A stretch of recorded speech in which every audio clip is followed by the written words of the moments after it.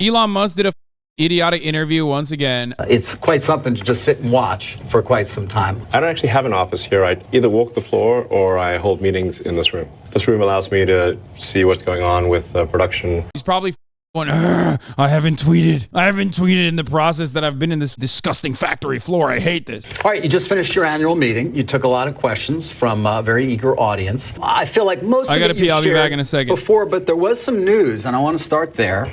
Advertising. You got a big applause. You didn't sound like you were going to advertise that much, but you did at least seem to open the way to saying, okay, we might consider doing some advertising. Why? Well, I mean, I believe in listening to shareholders, and since we've not historically done that, there perhaps is some good logic to it in that if we're simply sending out information via, say, the Tesla Twitter account or my Twitter account, we're somewhat preaching to the converted and not reaching people that are not already convinced, essentially. It's worth a try, and we'll see. So in that moment, you just said, all right, we'll do some ads. That's right. But you did say something as well, which is that, you've been preaching to the converted. You mentioned a few statistics, for example, about safety, about price during the meeting that may not be fully understood by the general auto buying public at large. A lot of people still think Teslas are super expensive because we did start out with an expensive sports car, then like a slightly less expensive sedan and SUV.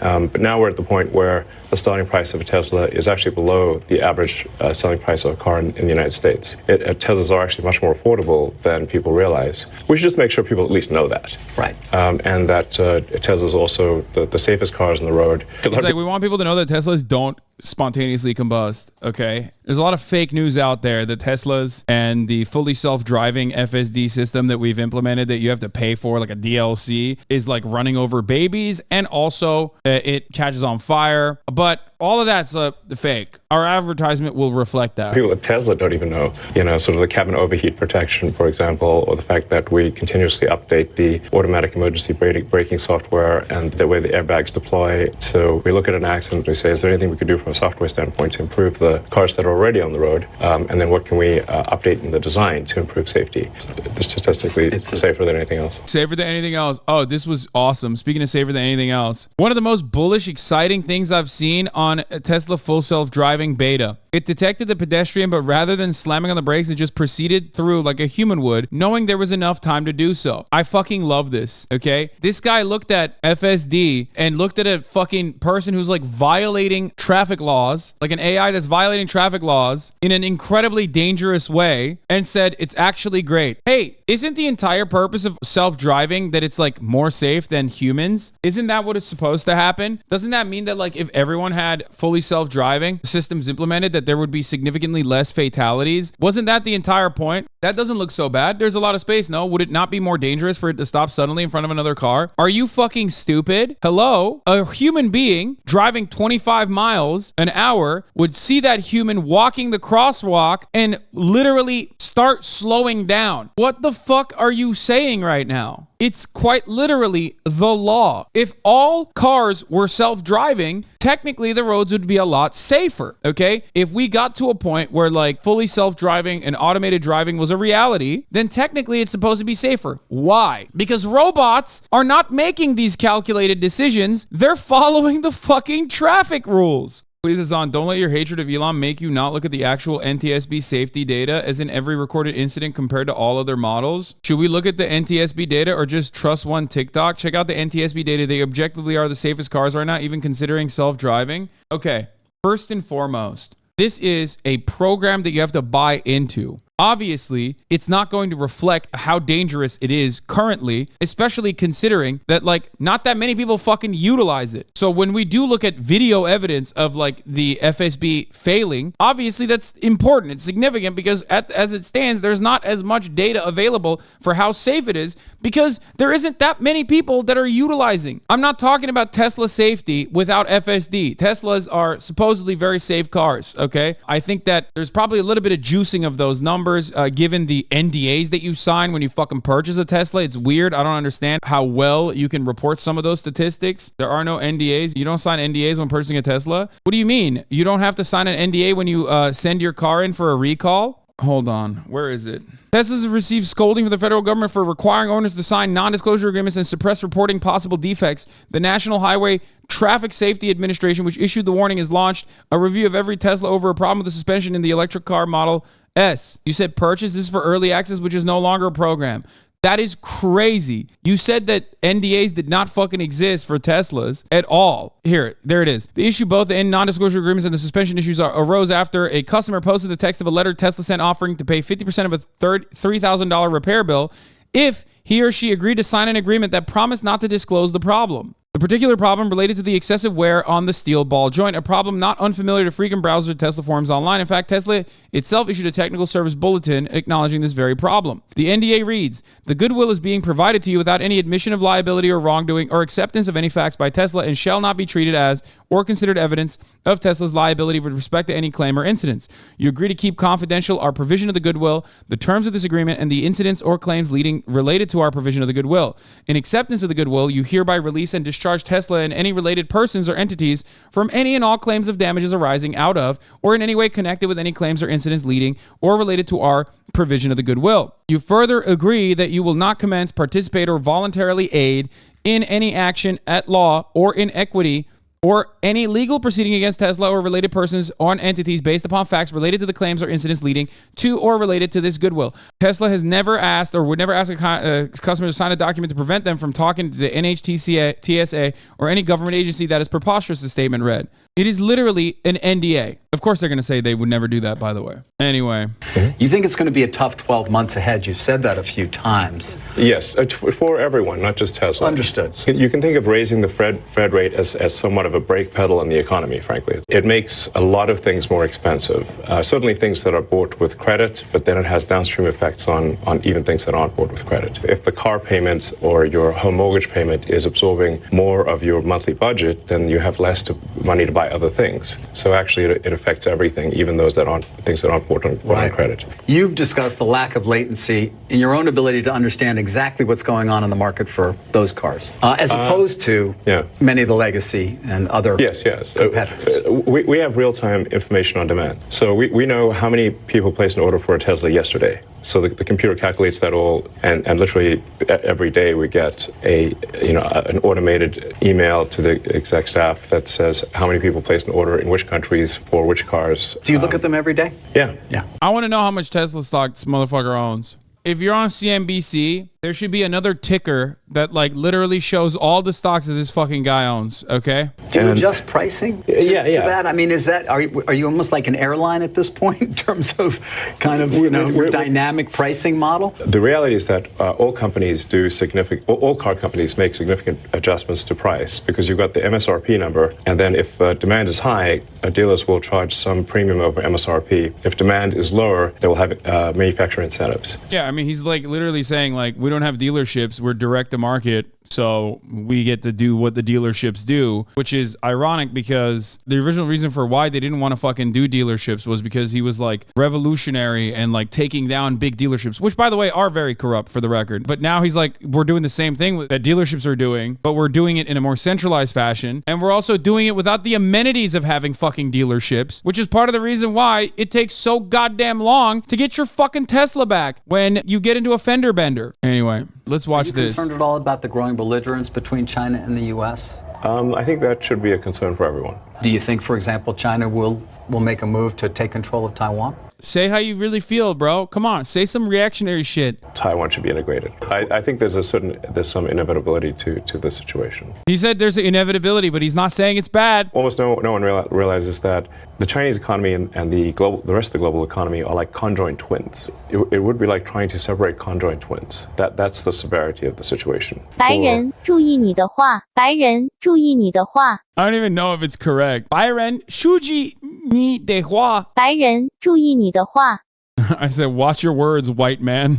But you seem to think it's likely to happen. I'm simply saying that is their policy. Bro, he's not saying anything. He can't say anything. He can't because, hey, guess what? 注意你的话，白猴子。 You know, you got to watch out. Watch your words. Be careful. Watch it. All right, let's hear the La La Land. Look, I'm a big believer that people are more productive when they're in person. The whole sort of work from home thing, it's like, I think look, there are some exceptions, but I kind of think that the whole notion of work from home is a bit like the fake Marie Antoinette quote, let them eat cake. It's like, really, you're going to work from home and you're going to make everyone else who made your car come work in the factory? You're going to make the people who... Dog, you're a billionaire. What are you saying? You're talking about some of your workers over other workers that you also have enslaved, okay? This notion that he's like somehow, how can he sit there and act like, oh, really? You're gonna tell me you want to work from home, you fucking pussy ass professional managerial class libtards, dude? What the fuck? It's just like Marie Antoinette's fake quote. Like, what are you saying? You are the Marie Antoinette. People that come fix your house, they can't work from home, but you can? Does that seem morally right?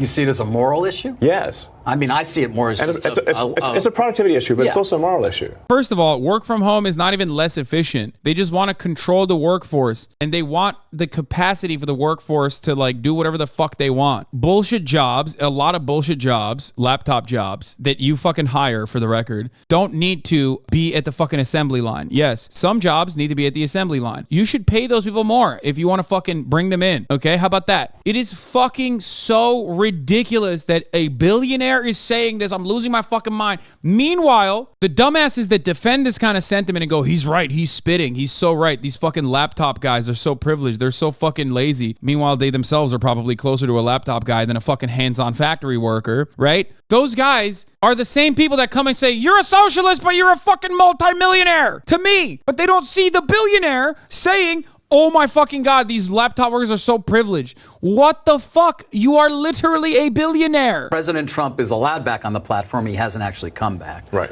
But one would imagine if and when he does, or there are others who will say 2020 election was rigged. Is that something, I assume that's not something you believe? The answer is nuanced. Do I believe Biden won? Yes, I believe he won. And you voted for him. I did, actually. Do you regret that? Come on, say you did. Why would you regret voting for nothing will fundamentally change Biden? Why? I'll tell you why. Because he wants to fucking present the appearance that he's like right-wing and edgy, okay? That's it. It actually matters if they are a good executive officer. Yeah. It's not simply a matter of do they share your beliefs, but are they good at getting things done? There's a lot of decisions that need to be made every day. Like not forcing you to fucking unionize, even though you get like fat levels of subsidies on every company that this motherfucker, every venture this motherfucker has launched, or rather bought into and then claimed ownership over, has been heavily floated by taxpayer-funded subsidies. Every single one. And then he fucking turns around and chirps about taxation being like theft. I hate him so much for this and this alone. It's war about everything, yeah, including ideas, including the truth, which gets back to, it's not true that the election in 2020 was rigged. It wasn't stolen. To be clear, I don't think it was a stolen election. But by the same token, if somebody's going to say that there was never any election fraud anywhere, this is obviously also false. If 100 million people vote, the probability that the fraud is zero is zero.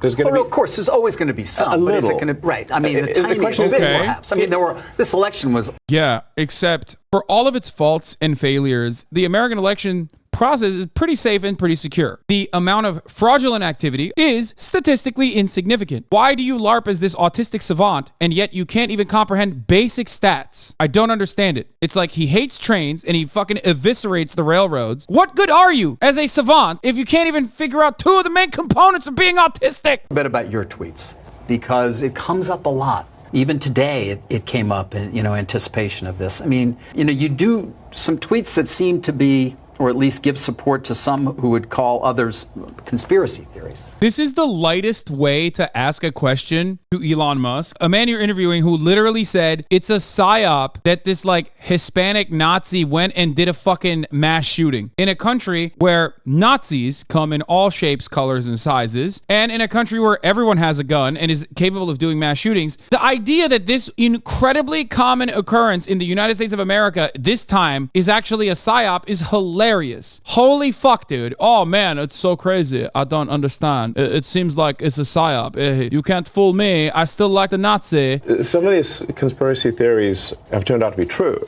Which ones? Well, like the Hunter Biden laptop. That was a pretty big deal. There was Twitter and others engaged in active suppression of information that was relevant to the public. How do you make a choice? You don't see, I mean, in terms of when you're going to engage. I mean, for example, even today, Elon, you tweeted this thing about George Soros. You said he wants to erode the very fabric of civilization, and Soros hates humanity. Like, it puts you in the middle of the partisan divide in the country. It makes you a lightning rod for criticism. I mean, do you like that? People today saying he's an anti-Semite. I don't think you are. No, I'm definitely. I'm like a pro-Semite, if anything. I believe that probably is the case. Yes. But why would you even introduce the idea then that would be the case? Or there are advertisers on Twitter that Linda Yaccarino will come and say, "You got to stop, man. Or I can't get these ads because of some of the things you tweet."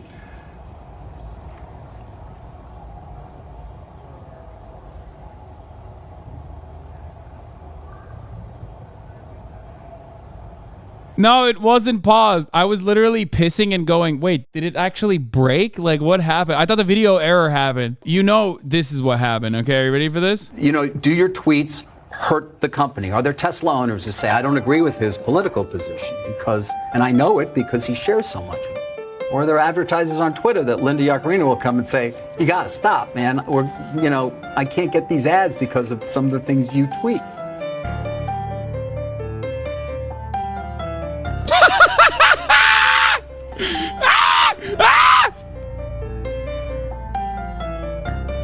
Nani? Wakarimashita! In his mind, he's like, Nani? What will I do? This interviewer has asked me a question that I don't have an answer for in a cool way. I bet I should just pause here for an insane amount of time so that I can respond in the sexiest fashion possible. I know all of my dick riders are going to love this one. Get ready for this incredible reference. There's a scene in The Princess Bride, great movie. Great movie. Where he confronts the person who killed his father and he says, "Offer me money." Does he try to do an accent too? Like, what is he doing? He gets the quote wrong. Movie references are fucking so stupid anyway. You want to share what you have to say. I'll say what I want to say, and if the consequence of that is losing money, so be it. Yeah, except you're a fucking CEO of a publicly traded company, you fucking idiot. You literally cannot say that. That's grounds for termination, for the record. You say something like it might be a bad psyop. I'm not quite sure what you meant, but it was, I think, incorrectly ascribed to be a white supremacist action. Yeah, no, literally. This guy was a white supremacist, but he wasn't doing a white supremacist action. Okay, thanks for the semantics, man. We're talking about what point of radicalization was important, you know what I mean? Like, what led him to become this, like, violent fucking behemoth? To understand the motives. Yeah, he didn't kill, like, exclusively non-white people, okay? So I guess that means he wasn't trying to do a white supremacist action. He should have gone to a fucking black church, like Dylan Roof, you know? It's so wild, dude. They're like, oh, it's a psyop. It's meanwhile, the cops have fucking confirmed that it was a white supremacist that did it. You know what I mean? Was some obscure Russian website that no one's ever heard of that had no followers. The website is not obscure, and it seems like he used it as a fucking diary because mass shooters love to basically release their manifestos, and he wanted to write all this stuff ahead of time somewhere where he wouldn't get noticed. But again, the idea that like this is like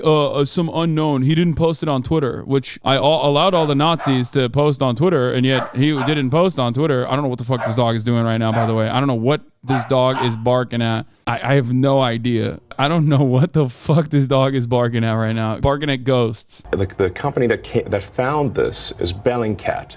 Right. And do you know what Bellingcat does? PsyOps. Like, Bellingcat is State Department, for sure. That doesn't change the reality that, like, just like the FBI sometimes gets things right, Bellingcat gets things right too, okay? It's just how it works. Ascribing it to white supremacy was bullshit. There's no proof, by the way, that he was not. I would say that there's no proof that he is. That's insane, dog. The cops that fucking arrested him saw the fucking Nazi tattoos. What the fuck are you saying? We should not be ascribing things to white supremacy if it's false. Dog, he literally had a swastika tattoo. What the fuck are you saying? Oh my God. Anyway, that one was so psychotic. Like, it blew my mind that he was like doubling down on that shit. But of course, we live in a broken fucking world. That was sick. Dude, I'm fucking so sick. This game is so sick. Oh